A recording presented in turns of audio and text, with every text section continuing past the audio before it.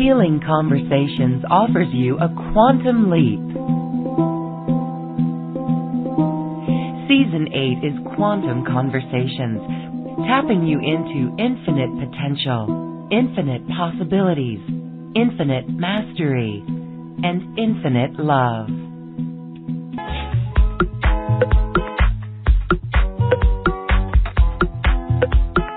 Welcome to another Quantum Conversation, brought to you by AcousticHealth.com. I'm Lauren Galey, and I invite you to sit back as we enter the quantum realm, that space of the greater part of you. It is your connection to infinite possibilities, infinite potential, and infinite mastery. And we are talking about spiritual mastery today and how we can fully anchor our higher self and embody the soul. My next guest is the soul archaeologist, and he is a down-to-earth healer who is here to share with us how we can be in divine resonance and truly connected to spirit. We are here with Ken Stone on Quantum Conversations. Ken, thank you, and welcome back to the show. It's wonderful to be here again, Lauren. Wonderful to be with you. It is always wonderful to be with you. We are going to cover a couple of topics today. One is abundance and how we can work in this world, in this time of change, while still having the currency of the dollar or whatever note we work with in our country. And then also, we're going to talk about divine resonance, and we're going to experience what it is like to embody the soul, as you are a teacher in this realm and you work with many clients around the world. First, let's talk about divine resonance and this pure connection that we always have, but we're not always tapped into it. What's going on here, Ken, and how can we better hook in to divine resonance? Well, if we think about the things that we encounter in our everyday life, you know, whether it's the tendency to try to stay on top of a number of different things in our lives, could be a to-do list at home, at work, things to do with the kids, errands to run, so on and so forth. It's really easy to get kind of caught up in the excitement or the noise of all of that and carried away from that kind of quiet inner space that we probably are all aware of that exists within us, but so rarely do we actually experience. And I like to think about that shift that goes on within us as just a basic function of being a human being. It's not a flaw that any of us have. It's not anything we're doing wrong. It's just sort of part of being a human being. We tend to think if I work harder, if I focus more, if I put my energy in a better way towards the things that I really want to be experiencing in my life, then things are going to get better. And generally speaking, that kind of push and pull that goes on between the things we really want to accomplish or experience in our lives and what's actually going on in that inner experience of sort of feeling overwhelmed or lots to do, that tension can sort of create a dynamic where we try to focus more and more on control. And I'm guessing most of us, certainly I have the experience in my life, and I'm guessing most of our listeners have the experience where when we try to control more, actually what ends up happening is less and less of what we want. We end up kind of moving into that place of being frustrated and challenged with what's going on and sort of looking for some magical solution. And as you point out, divine resonance is always there. The question is, how do we actually uncover that in our lives, and how can we utilize that experience of divine resonance to live or experience our lives more in a place of alignment with the kinds of experiences we want to be having? Yes, yes. And so what you were saying there about this push and pull, this tension that is created from living our goals and trying to achieve our dreams, that puts us into a reaction phase where we're trying to control more. I love what you said there about the idea or misperception that we need to work harder. So this is a nice segue into abundance, because there are many who are listening that really truly embrace the concept of living our passion, yet bringing forth this passion while we still need to monetize that passion. Here we go again into a phase or a reaction where we are controlling how much we work in the day, endless hours for those who are starting a new business, and feeling guilty about taking the time to go out for a short walk on a hike, or getting out there to really be in that divine resonance. So that is something that would be interesting to have your input on. How do we find this balance, especially starting this new business, that we want to bring forth from our passions? You know, this is such an important question, and you're really speaking to, let's say, a big part of my mission in working with what I like to think of as spiritual messengers. Ultimately, I think we're all spiritual messengers, whatever we do, whatever our passion is, however we make our living. But there's such an essential connection to a couple of different components. So maybe we can kind of break it down into a couple of different things to look at, if that's all right with you. Yeah, and beautiful. The first thing to look at, from my perspective, is just a quick overview on the 4 stages of consciousness, because that gives us a lot of insight into our own perceptual view and also into those transition points between those stages of consciousness. And I want to relate this in a way that just makes sense to kind of the everyday life. You know, it doesn't have to be a complicated or a fancy conversation. Most of us start our lives at some point when we kind of become aware of what's going on, and we can sort of feel like other things are happening to us. We don't have a lot of control. Feels like circumstance and other people have a lot more power in our lives, and we could call this stage 1 consciousness or victim consciousness. And it's something, no matter where we're at on the consciousness spectrum, you know, we could visit this on a regular basis. It could be every day. We might be consumed with it based on certain things that are happening in our lives. And it's just kind of important to be aware. There it is, stage 1. Stage 2 is really about control. So the transformation from stage 1 to stage 2 has to do with realizing I am creating my reality. This is a huge awakening. It's a huge, huge insight. And it's really, I would say, encapsulates the work that's been going on now for decades on the planet, this transformation of consciousness that's been going on. And as we move into control, we focus on things like manifesting and understanding how to control our thoughts and so on and so forth. It's a very, very powerful stage of consciousness. And it has its limitations as well, just as stage 1 does. And one of those limitations is that the things that we're creating when we're in controlling consciousness are being created still in that space of thinking it's up to me to have the experience that I want or need to be having in my life. So if we want to think of that from a spiritual standpoint, we could think of that as coming from the illusion of control, or coming from the illusion of separation from what we're calling divine resonance. And then stage 3 consciousness, just very briefly, comes when we begin to let go of control.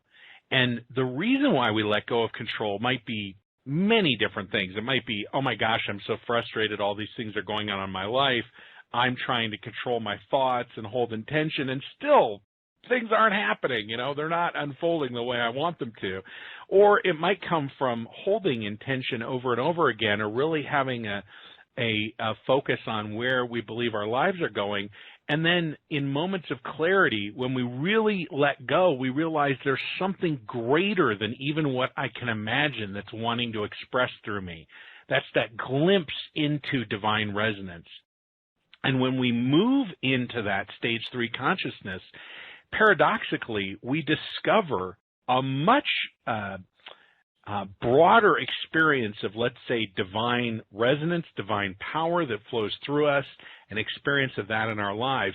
And this is the key to the answer to the question you're asking about how do we take our passion project, the thing that we're feeling called to at a deeper level, out into the world and actually engage in a way that provides us, say, with financial rewards or with other experiences of abundance. And it's such a profound paradox, but it's absolutely the case. In fact, I was just talking with a new messenger who was exploring this exact question just yesterday in a one-on-one session. And she was saying to me, listen, I'm so frustrated. You know, I've had all these different modalities, all these things that I've learned, but I'm really feeling called to something deeper within me, and I can't even name what it is. I just know it's there, but I have no idea how to go out and make money at it. And what I said to her was, well, when you let go of the idea that you have to do it in a particular way or have it fit with other people, you slip into stage 3 consciousness and automatically connect with not only yourself and that expression of divine resonance, but you also connect with the people that you're meant to serve. They literally can see you and find you, not because of what you're saying exactly, but because of the resonance that is imbued in what you're saying, imbued in your very presence. And that's where we come back to embodiment. So it's a bit of a long answer, but hopefully it makes sense. These various transitions between stages of consciousness and then opening up to allow that resonance to express. And when that's in alignment with your true, authentic, vulnerable nature, who you really, truly are, and you allow that to be seen, boom, there's traction. People recognize that, and they're drawn to it in ways they can't even describe. They don't need to, though. They engage, they hire you, they work with you, and things begin to transform in their own lives as a result. Okay, being in that divine resonance. Now, I may have missed it. That was in the 3rd stage of consciousness, letting go of control. Yeah. Is that right? What is the 4th stage? The 4th stage of consciousness is union. So this is the point at which all aspect of separation or distance from one's true self or of the divine within falls away. And in union consciousness, we could say one way of expressing that linguistically, of which there are very few, because language itself is born of separation. But one way to express that is just the 2 words, I am. And that's it. Mm-hmm. So in union consciousness, we are one with the divine. And there's a profound, profound transformation that happens within that as well. As far as I could tell, though, I think I have glimpses into union consciousness from time to time. Certainly people that I work with have insights and experiences of that. But as far as I can tell, there's not a lot to say when you're in union consciousness. So I figure one insight that I have is that I'm not yet there in any meaningful way, because I still think I have a lot to say. So. Okay. Well, then, looking at humanity, then, I would venture to say that those listening to this program have been doing the work on themselves, and so many of them would be more into the letting go of control stage of consciousness. But so then also there's several that I guess when we first start to awaken that we are in that 2nd stage of control where we recognize we're creating our reality, but we still think it's up to us to do it. So victim consciousness, hopefully many are moving out of that, although this is the work that you do. You help people move through these stages of consciousness. So that really is the goal. Do you have anything to say about the masses of humanity and where they fall right now in these stages of consciousness? Yeah, I would say on the planet right now, we're really on the cusp of moving from stage 2 to stage 3. And this is really the deepest work that I'm doing right now, both individually and collectively in groups, in very large groups, and in conversations like the one we're having. It's the recognition that we're having on the planet right now that there is something greater than me. And of course, we've always understood this, but the question is, what is the experience that we're having in our lives? And when we begin really, truly letting go of control and true surrender, I don't like to use the S word, except I love to use the S word because it's an agitating word for a lot of people. But the reason why it tends to agitate is because we love the idea of control. It's in our nature. It's fundamental to our nature as human beings. And so when we develop enough spiritual mastery that we can get to that point where we recognize, I now have an opportunity to truly let go of control and surrender fully, there's a deep exploration that happens in that space, and that's where we're at as a planet right now. So there are lots of questions that are being asked around, how do I surrender? How do I know when I've surrendered fully? What role does embodiment have in conjunction with surrender? What are those experiences of wholeness that open up from deeper levels of embodiment? What are the gifts that come from stage 2 consciousness so I can appreciate what's happening in my life right now, and what gifts come from stage 3, and how do I make that transition in a meaningful way and in a way that sustains? I'm sure we've all had experiences, little glimpses into the freedom and the liberation that comes from momentary surrender. But when we're able to live our lives in a place of sustaining surrender, here is the true liberation, the freedom that mystics have reflected to us in poetry and in other writing for thousands of years. But it seems so elusive to us, and I think really that's where we're at as a planet right now. We're ready for that. Absolutely, we are ready for that. So when we're talking surrender, I know there are some who, because in this shift and transformation and moving through these stages of consciousness, some would consider surrender to be a cop-out. Can you speak to then what it is we are surrendering to? This is on a deeper level. It is on a much deeper level, yes. And the great masters of the Far East have showed us this when they are in this knowingness. So talk a little bit about the knowingness and what it is really that we're surrendering to. It is our higher power, our higher self. It really is. And maybe if we just set the stage briefly, I really see kind of 3 stages of what I call soul reunion.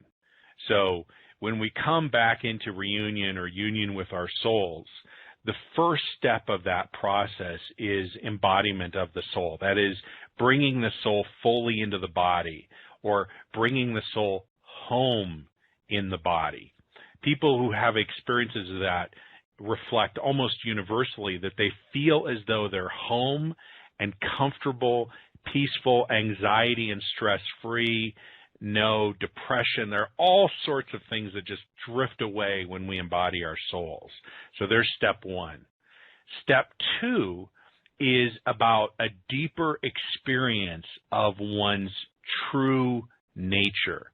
We could call it divine resonance. We could call it wholeness.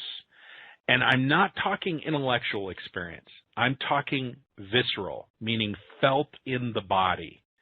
And so the process that has been given to me intuitively that I teach is called beneath the sand. And we could call that beneath the illusion of separation, or whatever you want to call it. But when we go beneath the sand, we're actually feeling our wholeness in our body. In other words, we're having a direct experience of the divine within us and of us as an expression of the divine, as an undistorted expression of the divine. So then when we get to stage 3, the third step, not stage 3, but the third step of soul reunion, this is where surrender comes in. And now it's much easier for me to answer the question, because what you're surrendering to is divine resonance within. You are turning over the reins, or standing up and getting away from the steering wheel and the driver's seat on the bus of your life, Now, that's a pretty terrifying thing for a lot of people. But when you've begun to have an experience of that energy, of the feeling of not just your wholeness, but of divine presence or resonance within your being, not I am an expression of the divine. That's a thought. The feeling is, what does that feel like in my body? When you have that over and over and over and over again, as my students do, as the people I work with do, then when you surrender, you're surrendering not to some unknown, unnamed energy, whether we call it God or divine or any of the avatars or whatever it is. We're actually surrendering to an energy with which we have a direct relationship. And so as we let go of control, we recognize that the release of control is uncrimping the conduit through which that energy is expressing in our bodies, in our minds, and in every part of our lives. And so it's by letting go of control that we get out of the way and allow that resonance to flow. And it is a direct experience, a direct encounter with higher self and with the divine. And what happens is truly, in some ways, it's beyond description. I mean, I can describe it. I can share my own experiences of surrender. But it really is a daily practice. I'd love to say it's like flipping on a light switch. You go up to the wall, you surrender, and then that's it. But it really is a revisiting of, am I exerting control here, or can I get more out of the way? And let's anchor this to an experience that lots of people have. If you think about holding a newborn baby, I can remember my oldest daughter is Emma, and when Emma was born, Emma's 14 now.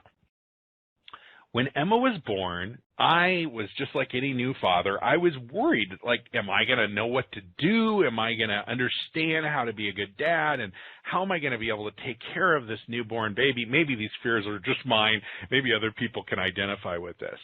But when I held Emma, all of that disappeared. I wasn't thinking about anything.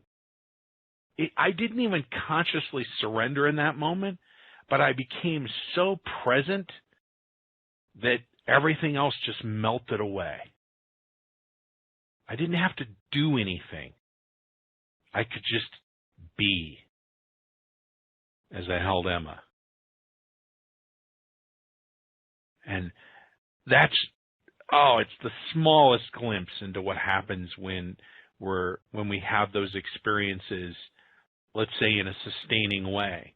Because if you think about your life, there are, and this is true for all of us, there are things that we keep stubbing our toe on. Probably, I mean that metaphorically. You know, things that, let's say, 10 or 20 years ago were a lot easier, but still were challenging. For me, the lesson is self-love. That's the thing that I surrender. And I hesitate to make that some sort of universal, because I think we all have to come to our own awareness of it. If that's true for everyone, so be it. It's definitely true for me. I can say that definitively. And so around self-love, there's this whole journey. You know, how do I secure love? How do I retain love? I went through a whole phase in my life as a spiritual messenger, sharing my gifts, where I thought, oh my gosh, if somebody hires me, it's evidence that they love me. I mean, talk about just really kind of messy energy around my passion, around my true deep spiritual gift. No wonder folks at that point in my development didn't want anything to do with me. Right? That can kind of repel. So we can kind of connect this back into abundance even at some level. Abundance is our true nature. If we can look at nature. Like if I open my eyes right now, I'm looking out a window on a beautiful park here in northern Colorado. I live in Fort Collins, and here in my office, and there's all this green everywhere from the rains that have been here in Colorado. Look at all this abundance. It's extraordinary. And it's just springing forth. It's such a beautiful reflection out in nature Well, that same urge, that same divine urge exists within each of us. And the key is if we excavate, if we uncover that within ourselves and begin to experience it deep within, in a very intimate sort of inner space within ourselves, that can begin to carry out into our lives. And the role of surrender is, it's like the final frontier. If in meditation or in prayer I have peace, but in my day-to-day life I don't, the thing there's most tension around, that's the first thing to surrender. That's the first thing to let go of control on. And if that thing is money, then let go of control on money. And it doesn't mean giving up. It means getting out of the way. It doesn't mean stopping taking action. It means I'm not attached to the outcome of these actions anymore. Control is the source of a lot of suffering. Think about it. If I have an expectation that something's going to happen because of some action that I take, if that doesn't happen, now I'm suffering. And I created that suffering. I'm the author of it. And it doesn't have, I don't have to reprogram my mind or change my thoughts to let go of the suffering, other than to let go of control. I could just say, you know what? If I can stop controlling here, then something else will flow through me, divine resonance. And the more I practice that, the more I feel that in my body. And the more embodied I am in that resonance, the more everything that I do is imbued with that.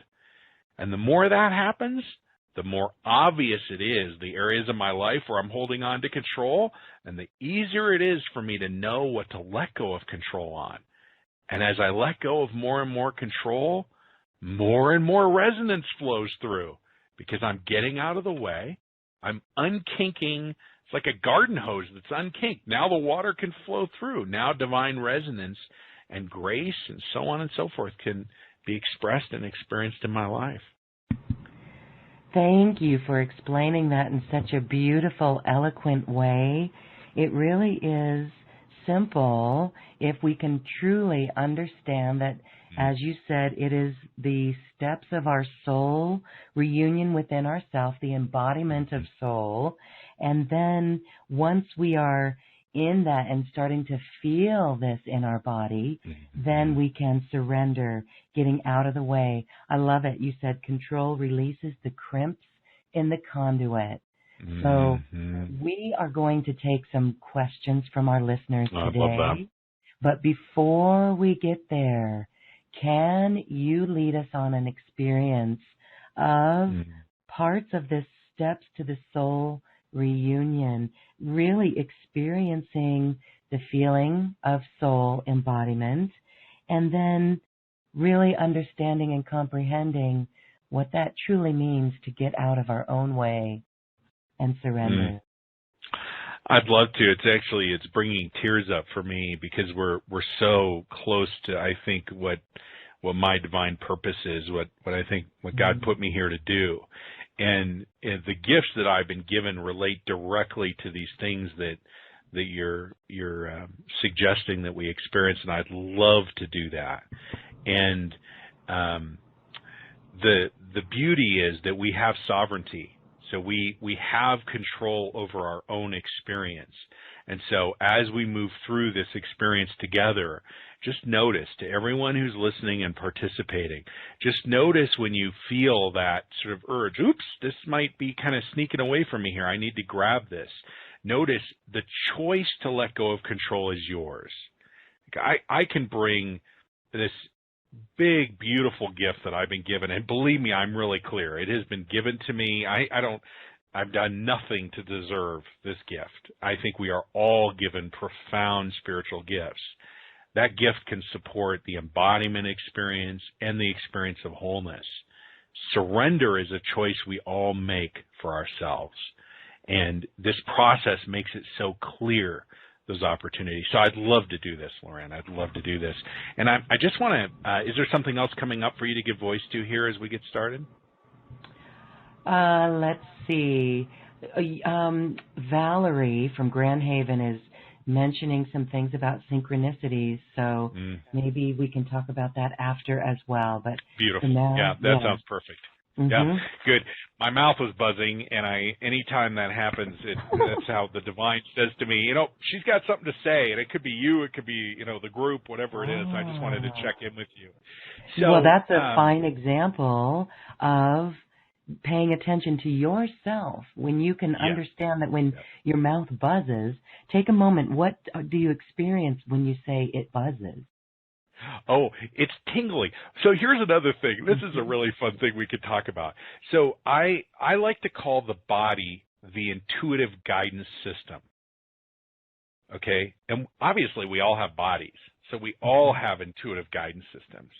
And most of the time, people sort of associate intuition with a sense of knowing or intuitive sight or so on. And I believe we all have that as well. But there's all this feedback that's going on in our bodies all the time that can help lead us to the deeper experience of divine resonance or deeper experience of embodiment. And so, for example, right now my hands and feet are just buzzing like crazy. And the way that it feels to me is the same way you might feel if your foot falls asleep. Mm-hmm. And when I discovered my gift back in the fall of 2007, it took me a while, maybe about a year, but I started to realize, my feet feeling like that are related to something very specific. And it's the same thing with my hands buzzing. And actually, there's stuff going on all over the place in my face and my nose and my mouth. Over time, I've understood and understood what these things mean. And then, of course, there are visions that come in, and there's all this other stuff that's happened in the interim. But it began in such a simple way, and for me, it just takes us back to the simple fact that the divine is within all of us. And trust me when I say this, I have not lived an extraordinary life. I have lived a very uninteresting, boring life. So trust me when I say the divine is within and you can experience it. If it's true for me, it's true for anyone. And when we start having that feeling, that felt experience of who we really are, it creates such a shift in perspective that it opens the door to transformation at a level we literally cannot imagine. And I feel like I'm getting carried away into something that's not related to the question you asked, but I'm really getting excited about the chance to do some experience here. So bring me back on point. Yeah. Am I talking about what you were asking about?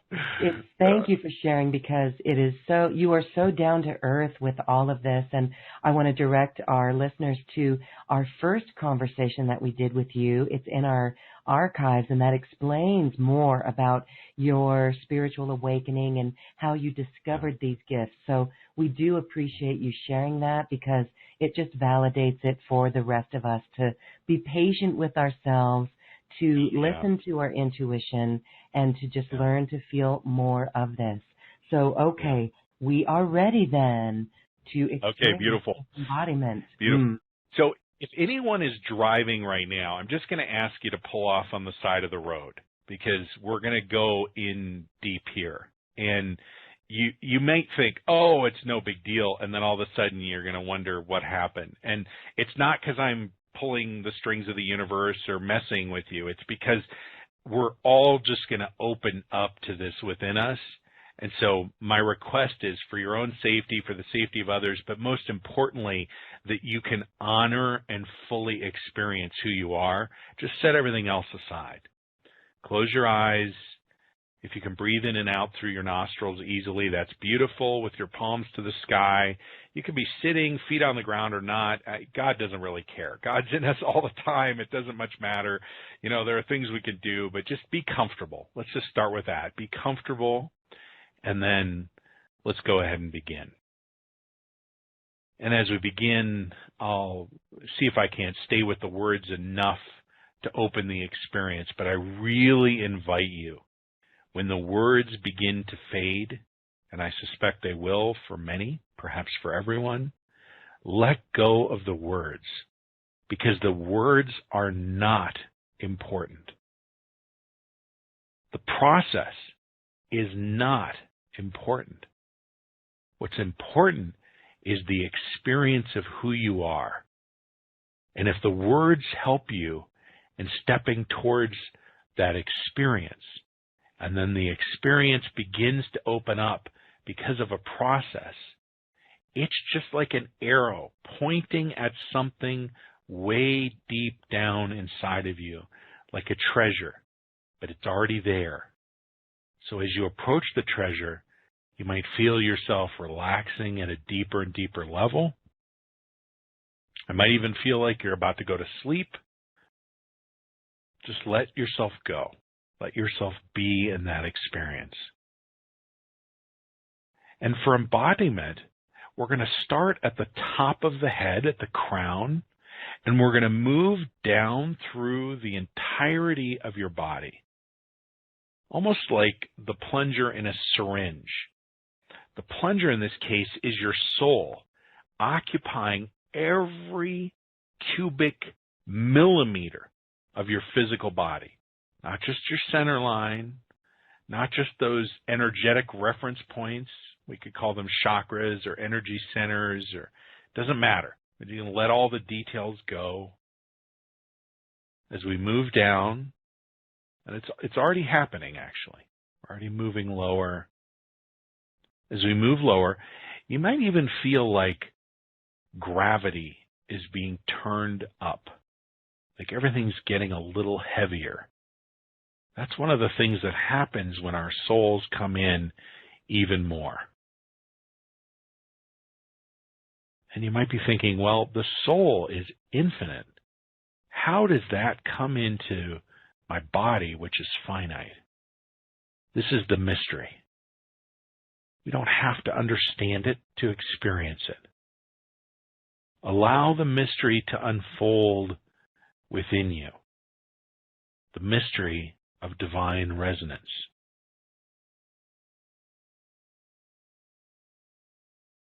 And if it's helpful for your mind to pay attention to something, you just pay attention to your collarbone. Or in a few minutes, your sternum. But you don't actually have to do anything with that awareness. In fact, you can just let your awareness return or move between your breath. Imagine there's just a miniature ping pong ball that's moving into your body with your breath, in through the nostrils, up towards the crown, just following the breath, down into the lungs.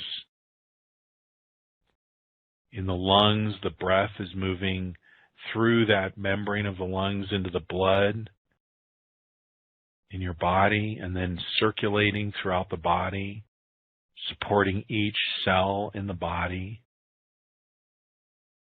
Your breath is actually becoming you, and you're becoming your breath. And just notice as that sense of resonance or peace moving down through your chest, perhaps at your sternum, a little bit lower. As you exhale, you might even start allowing your breath to kind of cascade down through your abdomen and your hips and out through the pelvic floor. Cascade, though. You don't have to push. You don't have to blow the breath out or even hold an intention of where your breath is going. Just allow it to flow. And it may encounter resistance and kind of pool up within you. Just be with whatever's happening. It'll work itself out. Your soul wants to be home in your body. It is home as you're alive. When you're in the body, when you're incarnated as a human being, your soul's home is in your body. And it's actually in every cubic millimeter, but all the way down through the hips. But we don't have to worry about getting ahead of ourselves, just in the upper abdomen right now.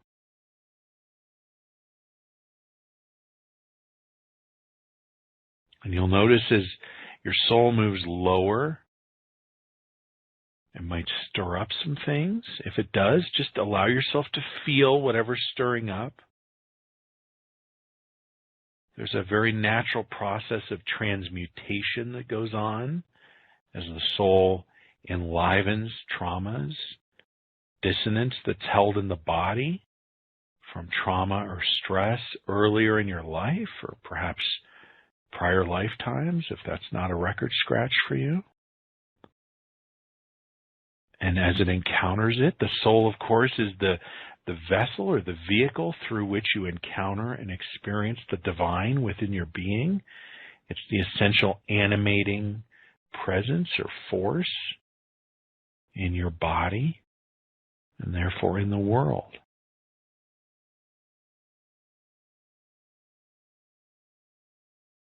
And as we just encounter a little bit of resistance in the mid-abdomen, we don't even have to worry about what it is. Just allow yourself to feel whatever is coming up. Whatever you're feeling is perfect. Don't worry about trying to manage the emotion. It could be laughter, tears. It could be very calm. You might feel some things in your body. You might feel nothing. Whatever is happening for you is perfect. However much you feel or don't is perfect. The key is just to allow yourself to be with the feeling in its entirety, whatever it is. Moving down, perhaps around the navel, more resistance. There's always a lot of trauma held in the lower abdomen and the hips for lots of different reasons. We're moving towards the seat of the divine, home, your power center. Notice in your body, everything is built up on top of the hips. And if we look below the hips, your legs, your feet, these are mirrors of the primary experience of the torso. The 7 primary chakras are mirrored down the legs and in the feet. And so it's just to the hips, that's the focus, down to the pelvic floor. Everything else will light up. It's like strands of lights on a Christmas tree. Your body is the tree, and as things are illuminated, boom, embodiment is happening at a deeper and deeper level. The more embodied you are, the more peaceful, the more calm.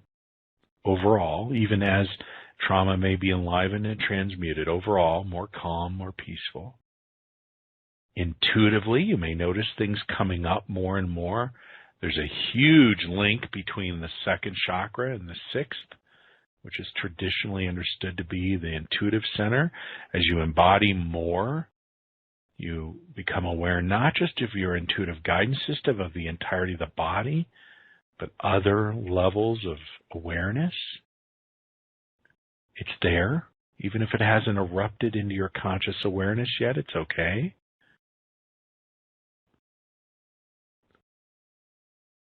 Many people report spontaneous healings from the embodiment process. It makes sense.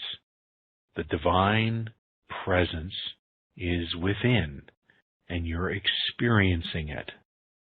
Of course, things will naturally come back into a state of resonance, physically, energetically, emotionally, and otherwise.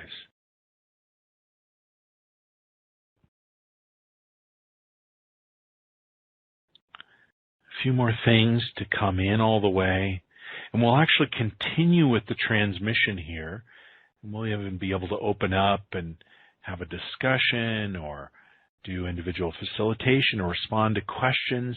We'll stay as a group in this sacred space together, and then we'll close that before the close of our time together.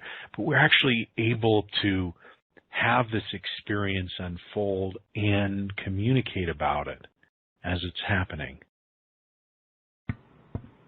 Whether we want to talk or not might be an individual preference, right? Some people may just want to sit in the resonance and be with what is unfolding. Coming down into the hips now, more and more. Maybe a sense of expansion, feeling of being grounded. This is far beyond simply being grounded. Grounded is important. Grounded is a byproduct of what's happening right now. This resonance that you can feel in your body, it's just a glimpse into who you truly are. But that feeling is very much connected and opening the door to a deeper and deeper experience of who you are, of your wholeness, and then as you perhaps even begin to let go of control, this resonance is what expresses in greater measure. Well, this resonance is exquisite, and it is such a luscious experience to sit here and calm ourselves down and to feel this. So we will let that continue for our listeners. We'll go to our phone lines as well.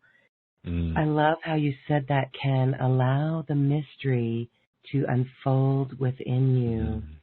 And we can certainly see how spontaneous healings occur with this divine resonance.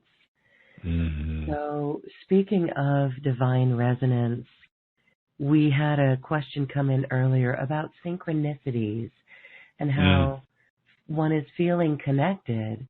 Valerie says she uses your material daily and she thinks that she's embodied. And she also has synchronicities working, occurring daily, several times a day sometimes. So share for our listeners how that synchronicity actually, too, is the indicator or the, would you say, maybe it's a mirror of our resonance. Yeah. Beautiful. That's a great way of saying it, Lauren. It's a reflection of the inner resonance. So if we think about this on one level, we could even talk about it scientifically, right? Entrainment, we're in training to divine resonance. Divine resonance is who I am. It's who you are, Lauren. It's who each and every person in the community, everyone on the line, everyone on the planet, everything above, upon, and within the planet, divine resonance. So as we entrain to divine resonance within us, we come into a state of synchronicity with divine resonance, and within the divine resonance with the other human beings on the planet, in our life, and so on. So synchronicity is a powerful, powerful reflection coming back from that outward expression of our lives, of our embodiment, of our divine resonance. It's beautiful. I'm so excited to hear Valerie share that. That's wonderful. Beautiful. Okay, well, she's got another facet to her statement here, and I know it works with others, that others feel this as well. Okay, so I'm going to enlarge this to the bigger picture. Valerie says she's feeling that she's expected to be all Democrat or all Republican, as an example, and that also she's working on giving up control and letting the river flow like so many of us are. But she says personally the opportunities presenting are not compatible with current retirement money limitations and not compatible with each other. So what can we do when we still feel that disconnect? What is there getting in the way?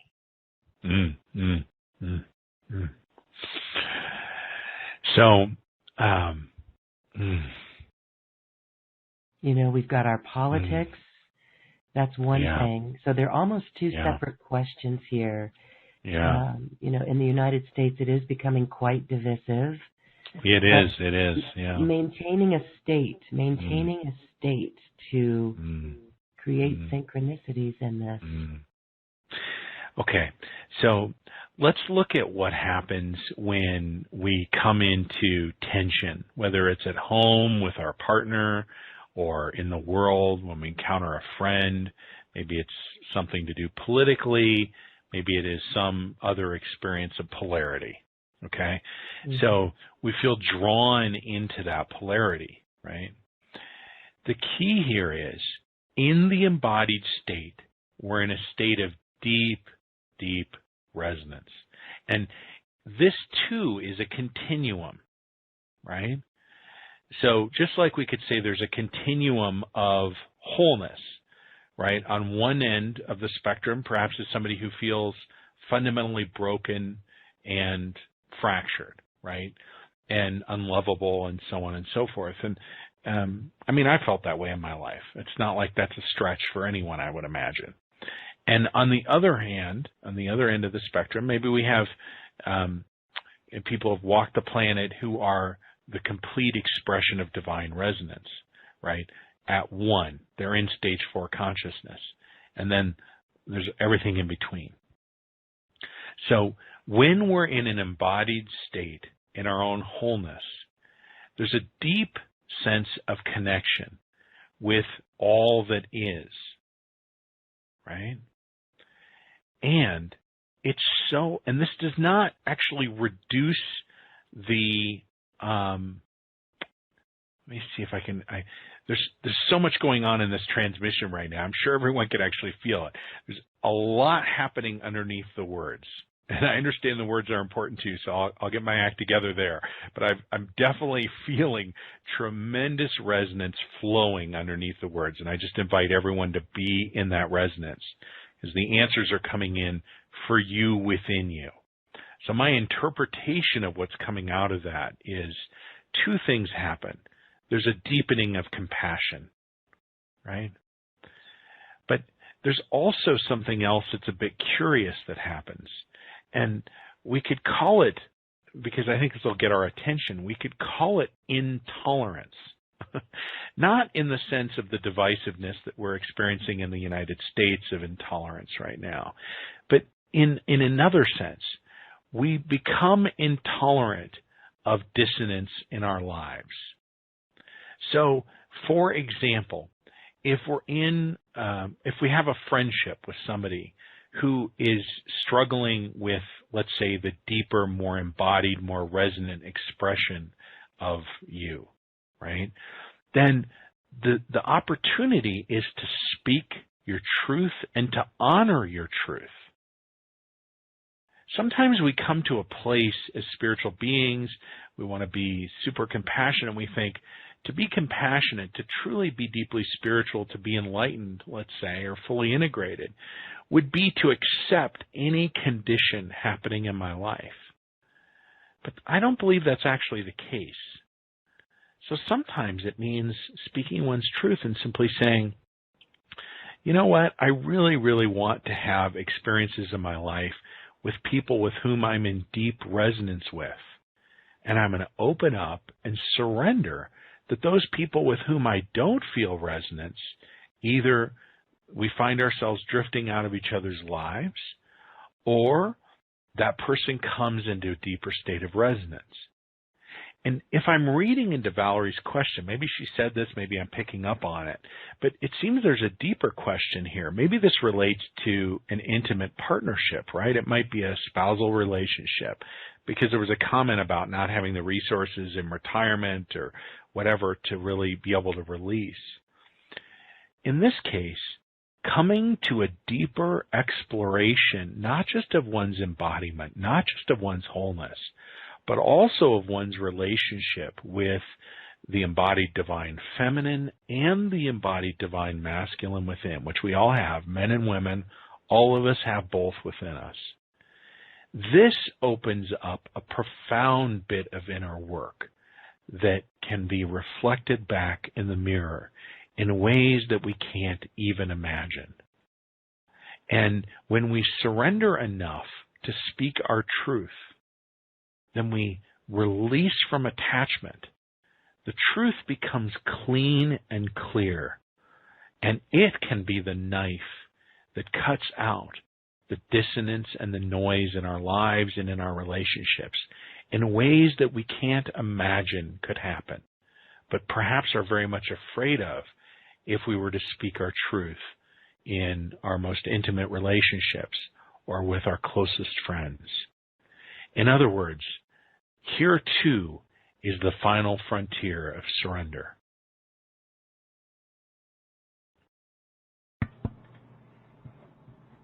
Awesome. The final frontier of surrender.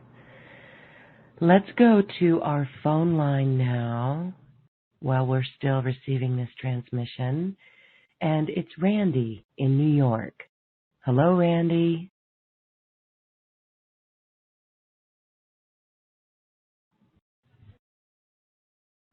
We will come back to Randy. We're going to move on to your neck of the woods, and it's Barbara in Fort Collins. Hello, you're fun. Oh my gosh. Hi. I'm laying here. I'm laying in my bed with my soft blanket and my love companion, my little sweet dog. And I can't believe you're in Fort Collins, Ken. I heard of you. A few years ago. And I'm just so grateful for this because, Lauren, I had just been the Barbara that communicated to you about with Dorian and everything, but just what I'm going through. And what you're talking about today, this is so perfect because I really have asked, I really need help with this one. This is a big core issue for me. This is at the core, is I have spent most of my life not being comfortable here at all. The density, the duality, the constriction, and very disassociated with my body because I had family members that modeled pain and life is a struggle and, and they were ill. And so now I've been, it's just foreign to me how to bring the soul and feel comfortable here because I was never comfortable here. But now I'm starting to believe, I'm starting to feel and believe that we can have heaven on earth, that we are awakening, that this illusion, this veil is lifting, that we're being freed, we're coming into the truth of who we are. And it's just starting to build faith in me and openness. Well, as I've embraced my body, it's just gotten more painful and more painful and more constricted and more constricted because, we're also talking about abundance. I have been in a situation of just trying to survive. And my job is sitting in front of a computer, sitting all day in sales. And so my hips, you were talking about hips and your power center, it's just absolutely speaking to me. So I guess I want to say I so am happy to be on the call and connect with you, Ken. I absolutely want to connect with you in Fort Collins. I really would appreciate, I've been a spiritual facilitator for others, but I've been on the last 10 years where I was forced to be in my own journey. Sure. Which is the hardest one. So I just wondered if you could give some insight to anything I've said, like what you could, am I at a place where this would be, well, I don't know. I just would like your feedback. Yeah. So, Barbara, what I'd like to do is just kind of pull you into the center of the circle here. If we just envision, this beautiful international community and gathered here participating in this experience, many on the line live, many others will be listening in through the recording, each of us sitting in a circle. And I want to pull you into the center of this circle and just do a little bit of work with you, still working with the entire community at the same time. And I'll just ask permission to, if it's okay if I put my hands on you. Is that all right? Oh, yes. Thank you so much. Okay. Yeah. So what you're describing is a classic description of what I call the trauma cycle. And in the trauma cycle, we come to a deeper state of embodiment. The soul wants to come home, right? It's not coming home because, because I worked with people for however long and saw this pattern and da-da-da. This is what the soul wants. And the problem, the challenge is, as the soul comes home, it enlivens trauma, which means it stirs it up. It's another way of saying this is we're triggered. And what happens when the soul encounters trauma is it wants to disembody. It wants to go to a place of resonance. And unless it is witnessed or supported in remaining embodied, it disembodies. And as it disembodies, there are all these other quote-unquote symptoms. Of course, I'm not a medical doctor. I don't play one on TV, not trained in medicine or psychology or any of these things. This is just a direct observation that I've had working with thousands, tens of thousands of people all around the planet. Surprisingly, very few people locally, but many, many people in other parts of the world. And people actually come into Fort Collins once a year to do a retreat with me. They fly in from all over the world. So here you are in the same community. But the point is, as we disembody, right, all these other symptoms come up: depression, anxiety, physical pain, so on and so forth. And it's a very natural process, but it leads to this yo-yo experience of disembodiment, all the trauma being stirred up, and then after a time, the soul wants to come in. What happens? It's triggered again. You can see how this works. Probably you recognize what I'm saying in your own life. Yeah. But when you're supported, when you're witnessed, as I'm witnessing you now, in embodying, what happens is that trauma begins to be transmuted. And here's the key.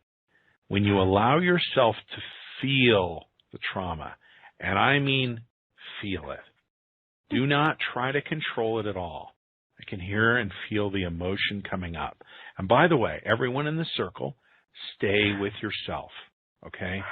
Give Barbara the sacred space within herself to experience this. I'm sure we have extraordinary healers, energy workers, empaths, and so on in the circle. Be with your own experience, okay? You stay in your power. Barbara stays in hers. I'll witness Barbara as I'm supporting the whole group. No worries, right? So everyone stay in their space. Barbara, you just keep going in. Be in. And your noise is really upper abdomen right now. That's where the trauma is really causing that disembodiment. Right there, right at or just below the sternum. And so the key to this process, and we can do a little bit of it right now, but there's a deeper process we can open to that's really going to support and serve you here.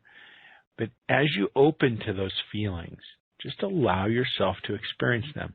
You don't have to process them with language, but you do have to let them express.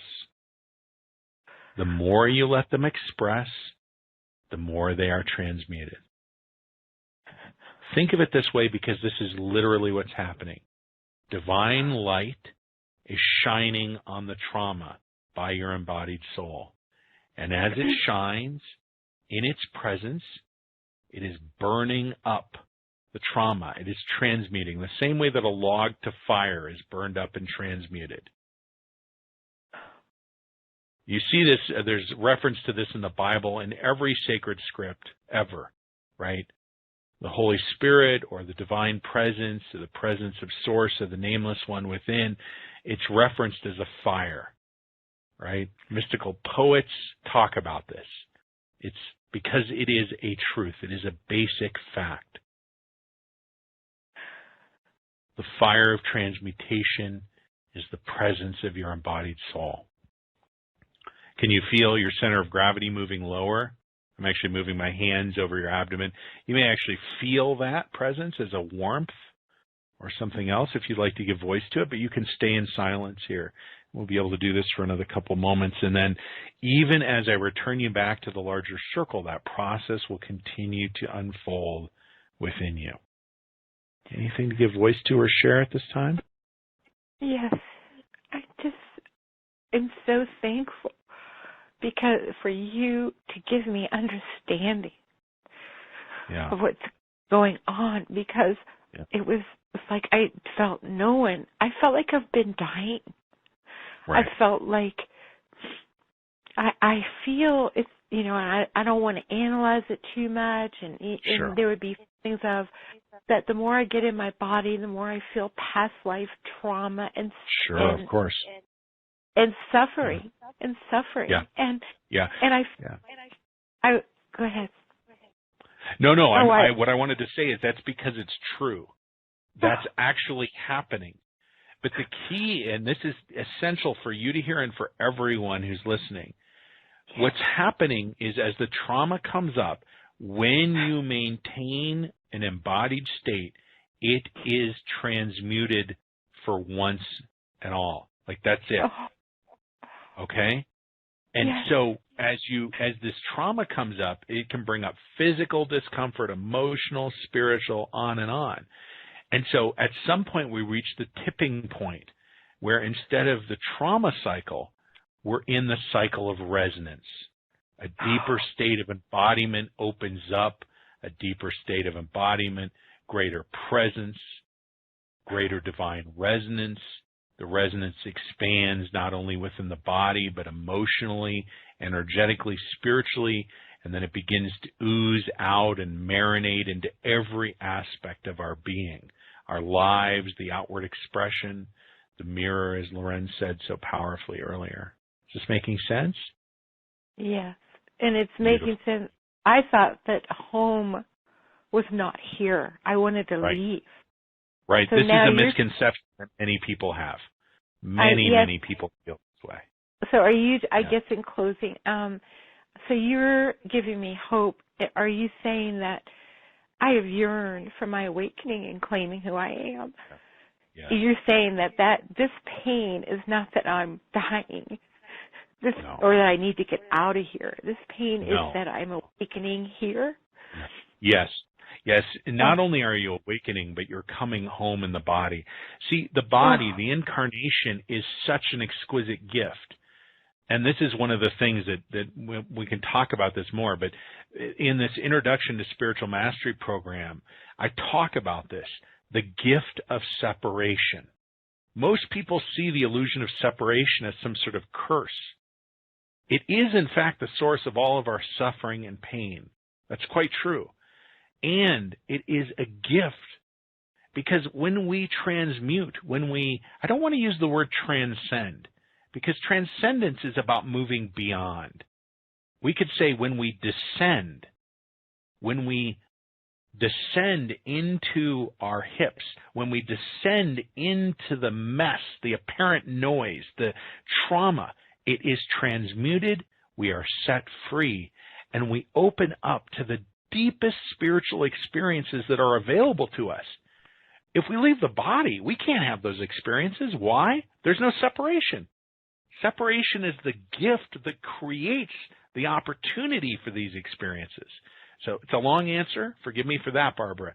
When you come into the body, you open up to such a state of ecstasy, such an exquisite state of expansion, such a space of embodied resonance.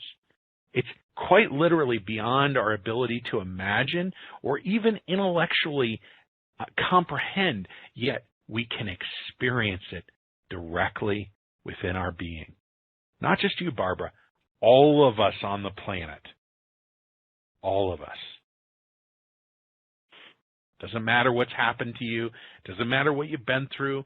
Doesn't matter the traumas in this lifetime or the prior 1,000 lifetimes. It doesn't matter. And I don't mean to say that in a dismissive way.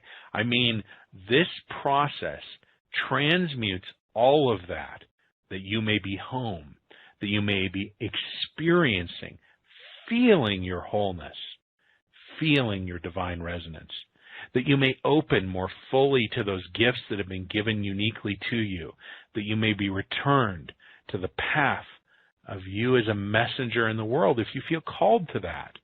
That you can share your gifts with others if you feel called to that. That you can come back, not just to living your life in resonance, but being the messenger, the conduit through which divine presence expressing as you, Barbara, shows up in the world. Oh, blessings, Ken. You're an angel that's come to me. Thank you so much. And can I call you tomorrow? You know what? I'm busy in session all day tomorrow, but I can tell you what you could do. Lauren will tell you about some stuff here in just a minute that'll open up the opportunity for you to begin to engage, and there's actually an opportunity for a 30-minute session with that, and I would really encourage you to take advantage of those programs, and I would love to get on the phone. We'll do the 30-minute session on the phone. And then there's an opportunity to work with you physically, too? There is, but I will tell you this, and this may sound weird to you. There are going to be all these people on the phone who go, hey, how do I get a plane to Colorado and go see Ken in person? Listen, there's a chance for us to get together once a year, but I swear this is true. In person, nothing is different. Nothing. Okay? This is, and over the recording, over the programs, what you're experiencing is in you. It's confusing because messengers, you look at a messenger and you go, oh my gosh, I'm having this extraordinary transformation. It's about Ken, it's his energy.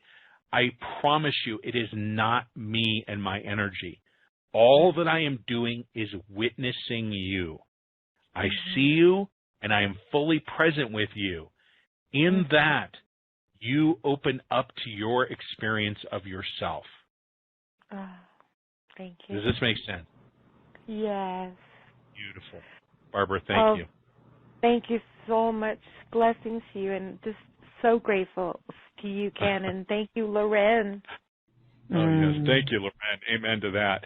Barbara, I'll return you back to the circle, but just notice as the transmission continues, you're going to keep moving lower and lower into your abdomen and your hips.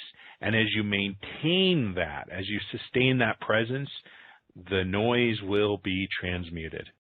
Okay. Thank you so much. You're so welcome. It is so fascinating to see you do your work, Ken, and to see how the body is traumatized from these past life experiences. And while we may think that something is wrong with us, it really is just a beacon for our attention. And we've learned that this embodiment of the soul is what is transmuting that. What a relief to know it's not something different or something that needs medical attention, although, you know, if someone feels they need that, then to go for that. But really, it's feeling this, feeling it in our body that we've been disconnected from. Fascinating to see you work like that. Okay. Descend into the mess, you said. Descend into the trauma and transmute away. By the way, just as you said this, I want to reinforce what you just said, Lauren, because this is so powerful. The mess, the trauma, is an illusion. Now, if you say that to somebody's face, you know, this cancer you're experiencing, this pain in your hips, they might slug you, and they'd be well within rights to do so. I don't mean it in a dismissive way. I don't mean this in, oh, if only you could think the way I think. That's not what I'm saying. Listen, I understand discomfort. I understand pain emotionally and physically. That's not it. The question is, what perspective do we adopt? If we go back to the 4 stages of consciousness that we began with, victimhood is valid. Things are happening to me that are beyond my control. But what is my perceptual view? Do I identify with that? It's also true that I control everything in my life. But there's a glass ceiling on control because everything I create with my intention, with my control, is imbued in separation. Therefore, it's like stage 2 is like eating food that makes you hungrier. You eat the food and you think, I should be satiated, and I'm just hungrier and hungrier. Thus, we get the term seeker. Not finder, not experiencer, seeker. That's stage 2. Stage 3, boom. Now we let go of control. We descend. We allow divine presence to do what it does. Do I understand what's happening within Barbara's body? I don't even understand physiology or anatomy, I mean, any more than any person does. Right? I have no clue. I just know that my whole body is lit up and buzzing like crazy. I know her soul is descending in, just as all of ours are, because I've done this thousands and thousands of times. So I know what's going to happen. I know what's unfolding. But it's not about the knowing. It's the experience. And when we open to that, something beyond our ability to imagine unfolds. That's the key. It's beyond our ability. We don't know, and we can't. The knowing will come after the experience. Okay, so for the listener who has a question of how in the world high blood pressure would be created when it could kill someone who wants to live, what do you have to add about this stage of consciousness of surrender for high blood pressure? Well, listen, if we're talking about specific medical conditions, and you said this beautifully, you know, there are lots of different expressions of the divine, including medical doctors. So if high blood pressure is going on, you know, it's and there's support available, then by all means, get the support. And maybe it's pointing out something else as well, right? And that awareness can come. But if we become fixated in control, then we're worried about why is this happening, what's going on. That's stage 2. It's a dog chasing its tail. Mm-hmm. To seek further the why or the what, this is a fool's errand. There is no answer there. I mean, I could make up answers. I could say I received divine insight, or perhaps I actually do have divine insight. It's meaningful for one person or maybe for everyone. But still, the illusion would be that we need to understand. We don't have to understand anything to embody. We just can be. Yeah. So my response to that is embody, transmute trauma, and seek the support necessary so that the body temple can be supported. If you have high blood pressure, get some medicine. I'm not opposed to that at all. I don't think there's anything wrong with that. It's not a point of weakness. You know, if your hip's going out, get a hip replaced. If that's what needs to happen, right? And follow your inner guidance, not because I said it. Follow your inner guidance, right? Yeah. The divine speaks to each of us in the most profound way, me for me, you for you. Yes, you, Lauren, you, Barbara, you, everyone in the community, everyone on the planet. And I'm not trying to speak for God. My job, as I see it, is to help each of you, each of us, remember and experience who we really are, that you uncover your truth, that you discover what the divine is wanting to communicate through you and as you. Not that I interpret that for you, that I support you in coming to that direct experience for yourself. So the inside of blood pressure, let that awareness come to you as you embody and seek the support you need from the medical community, of course, if that's needed. Yes. This is a journey in awareness and that great transformation of consciousness, which you have so eloquently explained for us today.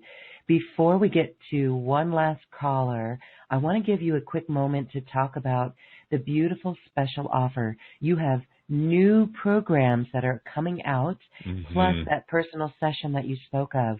So tell us about all the goodies here. It's wonderful. Yeah. So the goodies. This is the part that makes me clap and jump up and down because really for the first time, Lauren, I have a series of programs that fit together that offer not just the awareness and the insight, but also the experience. And, of course, the experience has always been there, but the awareness as it comes is so essential, just as Barbara was saying. So in Package A, what we have is a brand new program called Introduction to Spiritual Mastery. And this is 9 sessions over 30 days. It's a self-study program. And this is all the stuff that didn't fit into my Foundations of Spiritual Mastery program. It's all the stuff that I wanted to go back and teach and prepare. It's the stuff that was trying to go into the introduction of the book, the Foundations of Spiritual Mastery book, but it became a separate book, and I realized I really need to teach this. And through it, there are a number of profound transmissions and experiences. And the key here is to explore and uncover the bedrock upon which the foundation is built. Along with that program, which I'm happy to talk more about, but along with that program are this series of 8 Divine Transmissions on Abundance. So those two programs together are available as Package A. And it's just an extremely powerful way of moving out of the gate, of making that transition between, let's say, confusion or frustration or a desire for deeper resonance in our lives. It's a powerful commitment to taking that next step, and huge, huge support for those of you who are about to do that. You'll discover that very, very quickly. The programs begin immediately, and then you receive emails, and it'll take you through a series of transmissions and teachings and conversation. There's an opportunity to connect live online with your questions with me, interact with me through the Q&A on, I'm saying live, what I mean is you can interact with me, submit your questions there, and then I'll respond to you in that forum. So there's high interactivity with that program. That program is available for just $97. The value of the program is substantial, well over $1,000 worth of sessions, transmissions, and teaching, and so on. The B package adds the Foundations of Spiritual Mastery, which are the 6 spiritual practices that together are that guide home for soul reunion. I highlighted 3 of the practices in our conversation, and we began to have an experience of one of those practices of embodying the soul. So for Barbara and for everyone else who's really wanting to move into the practice, into the experience, to integrate that, I encourage you to move to Package B, add to that Abundance Transmission and the Introduction to Spiritual Mastery, then the Foundations of Spiritual Mastery. 6 practices. I teach you the practice on video, and then you experience the practice through MP3, through audio. You can download it. There are a couple of DVDs that also come with that program. They ship to you wherever you are in the world. And also with that is 12 live weekly divine transmissions. So you go through the 30-day self-study, and then you move into a live interactive space in what I call the sanctuary, which is my worldwide community of those that I serve and support, spiritual messengers and the like, people who are just looking to more fully embody and come to deeper resonance in their life, literally messengers and individuals from all over the planet. We come together once a week. There's a live transmission. You can get on the phone with me, interact with me through a webcast, live. I'll do individual facilitation. Those transmissions are happening weekly, have been for years. They'll go on for years. You get 12 of those for free included with that program. We're talking about an additional probably $1,500 to $1,800 worth of value in that program, but you can get all of that for $197, I believe. And then if you'd like to add a 30-minute private session with me, which happens through a teleconference, which you can connect to via Skype or webcast or phone. It's recorded. It's just one-on-one. It's just me and you now. And that 30 minutes, I bill at $1,500 an hour for private sessions. That's actually my rate. It's not the fake rate that I say. It's what I actually bill at. And I'm offering that 30-minute session, which is truly a divine transmission. It's not a conversation about here are all these other programs. It's truly a divine transmission. You actually fill out a questionnaire before you can redeem that 30-minute session. You complete the Foundations of Spiritual Mastery before we can get on the phone together, because I want all the language, all the common points of resonance to already be happening. You will have gone beneath the sand. You'll be doing some deep integration.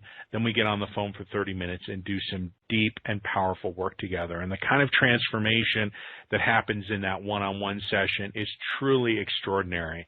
And it's very much a function of you, each participant in these programs. Anyway, you can add that one-on-one session and Foundations and the intro and the Abundance transmissions for $297. Just really a drop in the bucket compared to the value, certainly, that you'll receive, the transformation. And these programs and the one-on-one are with you for the rest of your life. They support you exactly where you're at right now, not just in moving into deeper embodiment, not just into moving into a place of calling power home, not just into beneath the sand, into the experience of wholeness and all the other things we've talked about, plus a bunch of other stuff we haven't even begun to touch. those meet you where you are now, and they support you as you move deeper and deeper throughout the rest of your life. As we heard Valerie said at the beginning, she's working with these things on a daily basis, and I believe Valerie's been doing that now for a good 9 or 10 months. There are people who have been doing it for years. I'm sure there are people who continue on with that for decades. It's because it meets you where you're at and supports you in deepening the actual practical experience of divine resonance in your life. So there they are. There are those 3 packages. Oh, thank you so much for that special offer, Ken. It is available on the special offer button on this webpage, and we invite all of our listeners to check that out. Divine Transmissions and the Sanctuary and all of these practices and teachings that we can use to really invest in ourselves. Thank you for this. And thank you, too, for truly following your heart's calling in this great awakening for our planet. We have a lot to do here, and everyone that is doing this work with themselves is also helping everyone else. So thank you personally for that. Oh, my gosh. Right back at you, Lauren. I mean, it takes all of us together. You know, I'm really clear that my part is supporting this transition from stage 2 to stage 3, the work around embodiment, the work around wholeness, the work around surrender. And ultimately what that does is it frees all of us to go deeper into our own individual missions. You know, Barbara to go share her gifts. Obviously, you are sharing your gifts in such a profound way. And I'm just so humbled and grateful for the opportunity to continue to connect with you, with your community, to invite others to come into the state of deeper resonance, and just to connect and serve and support. I mean, truly, it's who we all are, right? We all are this undistorted expression of the divine. Why shouldn't we all be having an experience of that every day in our lives? I mean, this is absolutely, I would say, essential stuff. We're talking about the most basic level of our experience, the deepest truth of who we are. We should be having that. And I'm just so humbled at the opportunity to share these things. And for those of you who will be doing the one-on-one, I can't wait to connect one-on-one. I love connecting with people. I love connecting one-on-one. And I love, love, love the work that unfolds in that space. And, really can't wait to connect with all the people that are at whatever level. At whatever level resonates, I'm very, very humbled and grateful for the opportunity to support and serve. Awesome. Thank you so much for that. And again, that work that one can do first to then have that personal session with you, I love the way you do that. Awesome. Okay. Well, let's do, and I do want to just say, I love what you said there, Ken, the undistorted expression of the divine. So we're going to do that, allowing one more caller to connect with us this evening. We're going to Toronto, Ontario. Last numbers of the phone number, 5291. Hello, you're unmuted. What's your name, please? Oh, this is Sue. Hi, Lauren. How are you? Hi, Sue. Hi. Hi, Sue. Oh, hi, dear. How are you? I'm good. I was just wondering, there must be other people in the community dealing with this issue. I just find that I've been doing this kind of stuff for years. I'm not a practitioner myself, but I don't know what it is. I just find the deeper I go into it, the less I feel like I can connect with other humans, to the point where I really don't have any close friends anymore. I get along with people. I have acquaintances. I'm getting my practice back going. I spend a lot of time alone or with my dog, and it actually makes me a little scared because I seem to be withdrawing, and yet I'm in such a better place. And, this kind of, I don't know what's going on. And also sort of when you're talking about control, I really felt like I've let go of so much control. And yet, maybe I'm not supposed to be in a relationship. Maybe I'm supposed to be alone. I don't know. I'm a little confused, and I just thought maybe you could maybe scan me, see what you get, or what you think of all of this, or should I say sure. feel? Yeah, no, feel I'd love to pull you into the center of the circle as I did with Barbara, and if it's okay, I'd love to put my hands on you. Is that all right with you, Sue? Okay, sure. Yeah. So a couple things come up, and just as I'm kind of receiving here, let me just be with that for just a moment here. Usually I can multitask and talk too. It's a miracle in and of itself. I can do more than one thing usually at one time, but especially since you're not a woman, so women are supposed to be. I know, for a man. I mean, really. That's amazing. People say, do you work miracles? And I say, yes, I can do a session and communicate with words at the same time. So a couple things come up for me. There's all sorts of excitement going on inside too. Excitement in a good way. But the key here is it's about deeper integration and deeper embodiment for you. And the experiences in the mirror can be very confusing sometimes, right? This sense of isolation that you're talking about, this withdrawal. Well, I also live in the country. I don't think it helps. I used to, like I'm coming up as Toronto, but I live outside of Toronto. And when I'm in Toronto, I feel, but there's part of me that loves the country and loves the city, but I also think it's just where I am as well. I'm not trying to make excuses, but I don't think that helps. No, I understand. I'm quite isolated by geography, yeah. So sure. But I'm sure people can identify with this, right? There is this sense of isolation that can come up because as you move into deeper resonance, first of all, as you move to deeper resonance, the paradox is the more pronounced the remaining dissonance. So you're not really asking about that, but I just want to point that out because that's a truism. It happens. So the other thing to notice is that as your community shifts, more and more the sense of community that I'm noticing within my community, within the people I connect with and serve, that sense of community is becoming a global sense of community. Absolutely, I agree. And the reason I'm calling that out is that I actually see that as a real profound kind of reformation or reunion of soul pods. People with whom there is deep resonance, that is a deep spiritual connection. And as we reform, as we reconnect into these soul pods, sometimes it doesn't fit geographically, but it always fits spiritually. And I know, because when I come on Lauren's call, I feel like I don't really know anybody. I've talked to Lauren through email, but I feel like I know her. I feel like I know people on the line, but we're not really like close friends or anything. Like it's odd. It's an odd experience, you know. It is an odd experience. One of the things that I do with my community is we come together once a year in person.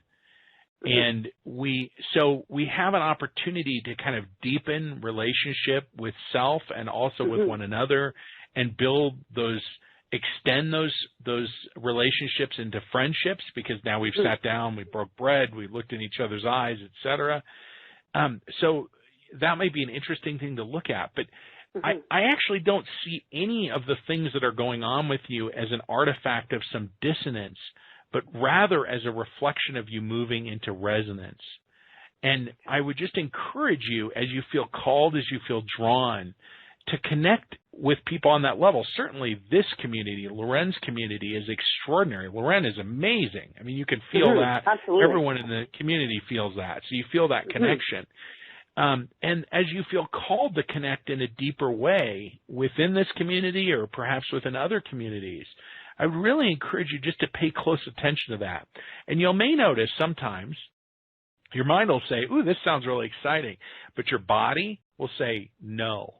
And I invite you to truly honor the no's and the yeses when they come up, even if they don't make any sense rationally, because that process that you're following of coming sort of deeper and deeper into your truth is going to powerfully, powerfully reflect back in relationship, not just in the broader sense, but also in the sense of deep connection with others.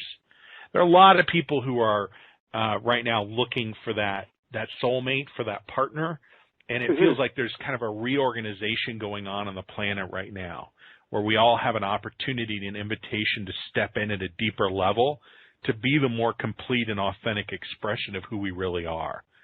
I see it as a new paradigm of spiritual leadership, actually, that we're all being called to. And I believe it's through that we not only find ourselves and connect within ourselves at a deeper level, we find those people with whom we're meant to be friends with, with regard to intimate relationship, and also with those we're meant to serve. And it all begins with embodiment. It all begins with embodiment. Okay. Is that resonant? I'm like Barbara. I'm like Barbara. I'm sure she's still listening. You're not alone, Barbara. I felt the exact same way all my life. Yeah. It's been, and even like during your transmission, one of the greatest things that I have an issue with is not being able to control animal cruelty, eating and torturing of dogs in China, slaughterhouses. So that came up, and the anger came up, and then I cried, and then later, though, I was laughing and giggling. So there was definitely there is a necessity of me to let go. I'm not going to be able to fix that. I know that. No, all I can do is work on myself and help others through my practice. Right. That's all I can do. I can't make these people stop behaving this way. Right. So. Yeah, no, that's right. And Sue, another thing I want to point out too, which I think you're illustrating in a really beautiful way, as we embody more fully, we transmute. As we step into purpose, into our missions, into our gifts, we till the soil at a deeper and deeper level. Thus, trauma continues to be brought up to the surface for attention. This is another thing that people can get very confused about. Why am I still disembodying? Why is this trauma still coming up? Well, the more you step into who you really are, you till the soil at a deeper level. Now you're uncovering traumas that have been buried and suppressed at a very, very deep level. Does this make sense? Yeah, I know. Because I see people with lots of money and happy families, and I think, well, what did I do in a past life that I don't have a lot of what? I mean, I'm not saying my life is horrible. I've had some really fantastic stuff in my life. Sure. It hasn't all been bad. I've had some really highs and real lows. But I think that what I'm getting from you, it's just that my path, not to sound arrogant, but might be slightly deeper than maybe what they're on. You know what I mean? There's something that I have to go deeper. Maybe is that I don't know what it is that what's not coming into play for me. You know what I mean? Because I've been doing this for years, right? Sure. I've been feeling these traumas come up and transmuting them and going deeper. This has been going on with me for years, right? This is not new for me. Like some people are just finding this now. Right. Sorry, I don't want to sound like a victim, but it's just it's tough, right? Sometimes, but I guess I just have to keep diving in. Would be your recommendation, right? Just keep diving deeper. It is my recommendation, and remember that the process of transmutation is effectively like a clearing. Okay, so notice that the first step of soul reunion is embody the soul. Okay. We must move to the second step, which is the experience of wholeness. So much energy on the planet right now is focused on clearing. Clearing is effectively like, and there's nothing wrong with clearing. It's a very powerful thing, but it has a limit. And let me illustrate the limit. You cannot prove a negative, okay? And clearing is effectively trying to prove a negative. And let me make it more obvious. Let's clear all the things that I'm not. Okay, I'm not a dog. I'm not a blade of grass. I'm not a tree. I'm not the red-tailed hawk that was flying around out my window earlier. I'm not a bunny rabbit. I'm not the chair I'm sitting. Right? This could go on for the rest of my life. Literally, I could take every second for the next, however many years I've got left, 80 years? I don't know. Whatever's left of my life, I could make a long, long list of all the things I'm not and clear them. I'm going to clear this noise. I'm going to clear this. I'm going to clear this. But still, the question remains, well, what are you, Ken? What are you, Sue? You've cleared all these things. What are you? Clearing something is not the same as the affirmative experience of what you are. Thus, the practice of beneath the sand. It is the affirmative experience of who you really are. It's not a clearing. It is the positive experience of who you are, the resonance, the embodied wholeness of who you are. And then notice, then that leads to the third step of letting go. And this is a circular process. It's not 1, 2, 3, done. Because when you surrender, now you can embody more fully. When you embody more fully, you can experience your wholeness at a deeper level. When you experience your wholeness at a deeper level, you uncover areas where you're still holding on to control. And there are two journeys that are happening simultaneously. One is around spiritual mastery. That's what we've been talking about. The other journey, which we've been hinting about and talking about in the background and certainly underneath the words, is the journey of the spiritual messenger, right? Those who step into their gifts, right? There's that whole thing happening now on top of spiritual mastery. We could call it spiritual leadership or the journey of the spiritual messenger. This whole thing is going on as well. And so the more you step into your role, into your mission, into your gifts, well, now you're tilling the soil there. Now maybe past life stuff about being put to death for speaking your truth or sharing your gifts is coming up, et cetera, et cetera. But if you only ever focus on clearing or embodying or transmuting, it's like the car is getting revved. At least the engine's on, but we haven't put it in gear yet. We're not actually going somewhere. We're not in the experience of who we really are. Is that making sense, Sue?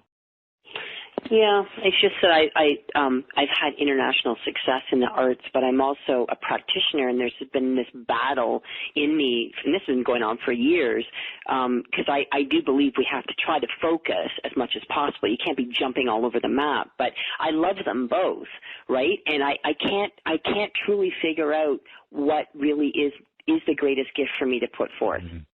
You know what I mean? That is the current struggle. It's like I was in a car accident. I lost my entertainment career, but it doesn't mean it's gone forever. You know what I mean? I can go back in that route, but the business is a little bit dense and ugly at times. Whereas the practitioner work, I can sort of hide in my home. I don't have to experience that density, and I can still help, but I don't feel the artistic fulfillment. Do you see what I'm saying?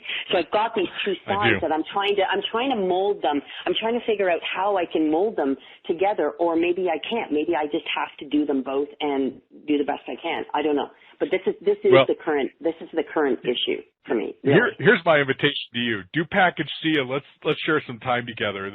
Some of the big work I do is I work with spiritual messengers on really stepping in. It'd be fun to do that work with you. We could do 30 minutes worth of it, and that could be really profound. Okay. I'm looking forward to that. I hope we get a chance to do that soon. No, that'd be great. Thanks, Ken. I appreciate your help. Of course. Thank you. Yeah, I'll return you back to the circle and peace to you, Sue. And peace and gratitude to everyone in the circle. You know, the invitation isn't just to Sue and Barbara, but it's to each and every one of you who are sitting in this circle, each part of this community, this beautiful, beautiful community gathered here by Lauren. My invitation to each of you is to go through these programs and open up to these experiences at a deeper level. Wherever you're at in your journey around spiritual mastery, and also around spiritual leadership, around your gifts. Maybe you are world-renowned. I have clients who are literally the placeholder in their space as spiritual messengers. They are the world-renowned fill-in-the-blank that I work with. And everyone in between.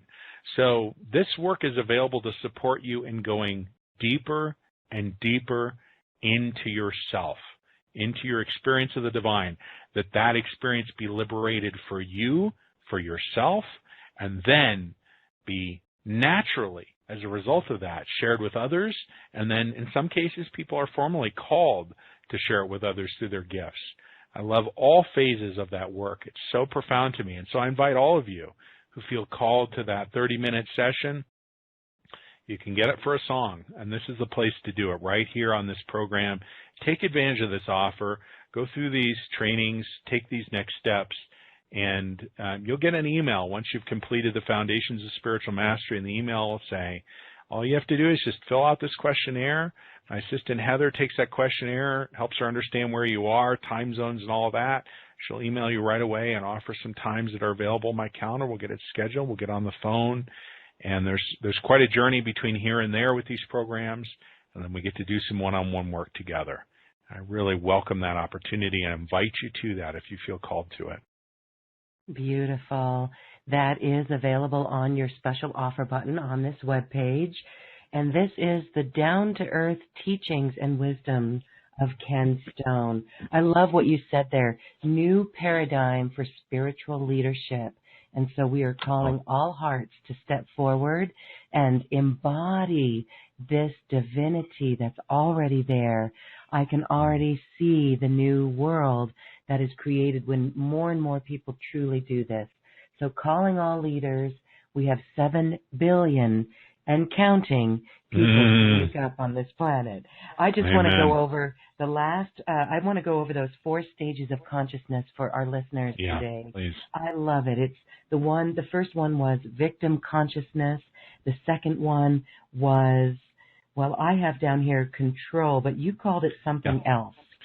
I call it controlling consciousness or manifestor consciousness. Either one, there are substitutes at stage 2. Yep, all about control. All about control, where we're getting an inkling that, yes, we do create things, but we have to do it my way. Personally, I want to share a brief story that getting out of my own way was really letting go of that control and surrendering to this divine resonance that lives within us.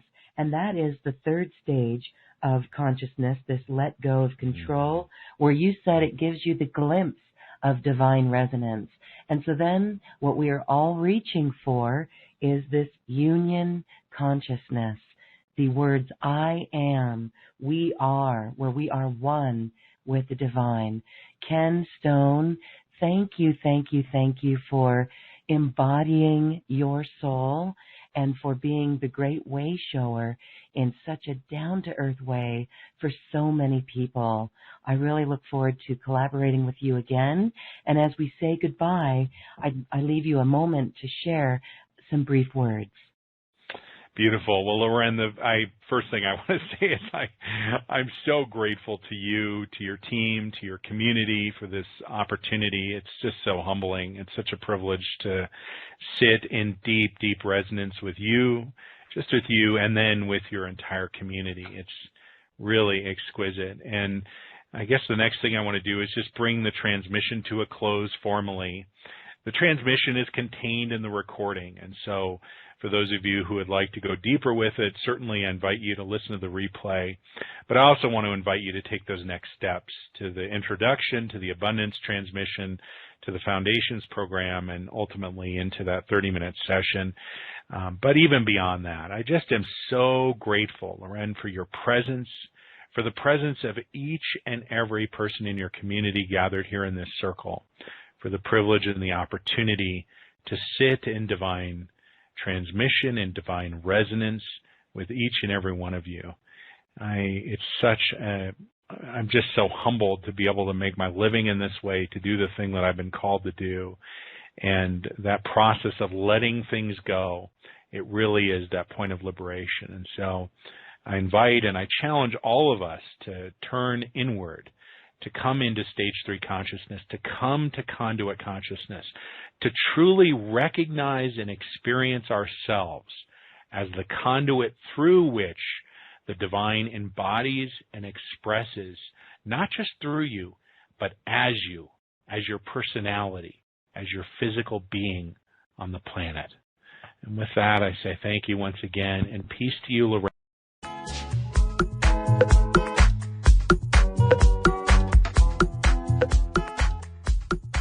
Thank you for listening. If you've enjoyed this program, please share it with your friends and loved ones. And we thank you for shining your magnificent light and adding it to the world.